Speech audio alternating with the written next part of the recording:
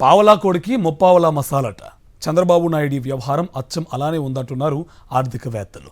ఒకప్పుడు ప్రపంచ బ్యాంక్ జీతగాడిగా ఆంధ్రప్రదేశ్కు సీఈఓగా ప్రచారం పొందిన చంద్రబాబు నాయుడు ఏం చేసినా ఈవెంటే, ఏం చేయకపోయినా ఈవెంటే.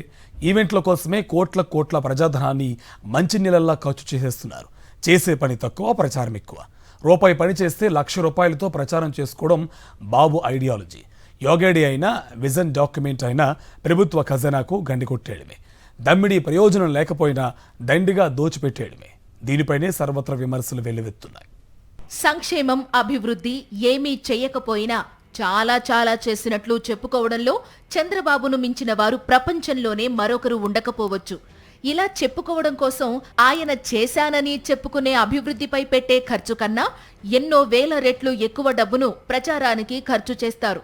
విషయం వీక్గా ఉంటే ప్రచారం పీక్లో ఉండాలన్నది బాబు ఫిలాసఫీ అంటారు తెలిసినవారు. 2014లో ముఖ్యమంత్రి అయినప్పుడు రాజధాని అమరావతిని గ్రాఫిక్స్ లో ప్రమోట్ చేయడానికి, దాని డిజైన్ల రూపకల్పనకు కోట్లు ఖర్చు చేశారు చంద్రబాబు. ఈసారి అదే బాటన నడుస్తున్నారు. స్వర్ణాంధ్ర విజన్ 2047 పేరుతో గత డిసెంబర్లో ఓ డాక్యుమెంట్ విడుదల చేశారు చంద్రబాబు. ప్రగతికి 10 సూత్రాలు అందిస్తున్నట్లు అప్పట్లో చెప్పుకున్నారు. అయితే ఈ డాక్యుమెంటు తయారీ బాధ్యతను బోస్టన్ కంపెనీకి అప్పగించిన చంద్రబాబు దాని రూపకల్పనకు ₹3.5 కోట్ల ప్రజాధనాన్ని మంచినీళ్లలా ఖర్చు చేశారు. ఇక ఈ డాక్యుమెంటు విడుదల కార్యక్రమాన్ని ఈవెంట్ తరహాలో నిర్వహించారు. దానికోసం ఏకంగా ₹8,40,00,000 గాల్లో కలిపేశారు. స్వర్ణాంధ్ర డాక్యుమెంట్తో రాష్ట్రం రూపురేఖలు మార్చేస్తానని చెప్పుకొచ్చారు. గత ఎన్నికల్లో గెలిచి అధికారంలోకి వచ్చాక అమరావతి పునఃప్రారంభం పేరిట వందల కోట్లు ఖర్చు చేశారు. ఇంత హడావుడి చేసి కేంద్రం నుంచి ఒక్క పైసా కూడా తీసుకురాలేకపోయారు. కేవలం దీన్ని ఒక షోగా, ఈవెంట్గా నిర్వహించి ప్రచారం చేసుకున్నారంతే. 2 నెలల క్రితం యోగా డేని పురస్కరించుకుని గిన్నిస్ రికార్డ్ కొట్టేయాలని చెప్పి ఏకంగా ₹300 కోట్ల ప్రజాధనాన్ని వృధాగా ఖర్చు చేశారు. ఇందులోనూ బోలెడు అవినీతి జరిగిందన్న ఆరోపణలు వచ్చాయి కూడా.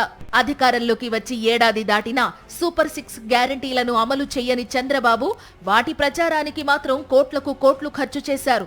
సంక్షేమం పేరుతో ప్రజలకిచ్చేది తక్కువ, ఆ పథకాల ప్రమోషన్కు ఖర్చు చేసేది ఎన్నో రెట్లు ఎక్కువ.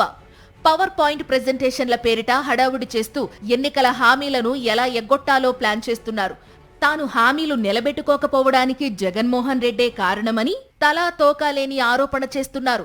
తాను చెయ్యని అభివృద్ధికి మాత్రం కోట్లాది రూపాయల ప్రజాధనాన్ని ఇష్టారాజ్యంగా ఖర్చు చేస్తున్నారు.